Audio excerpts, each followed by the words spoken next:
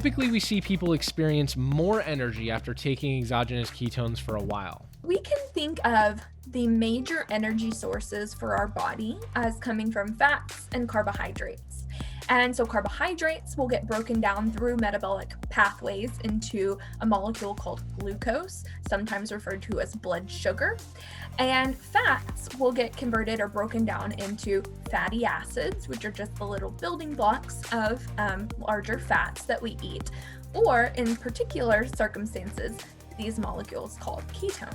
We can make ketones endogenously, meaning we can make them in our body, and then we can provide them exogenously, which means we're giving ketones. That's why we say Pruvit gives exogenous ketones.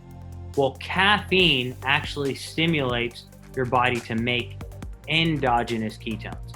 So when you have them both combined, then basically you're promoting fat burning and production of ketones in your body, and you're giving exogenous ketones. So you're getting kind of a combination of two with the caffeine.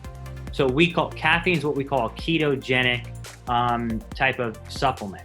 It makes your body produce ketones by itself.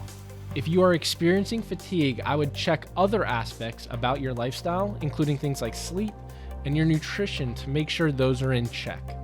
Lastly, as much as we love ketones, if you're having trouble sleeping, try switching to a non-caffeinated ketone, especially later on in the day.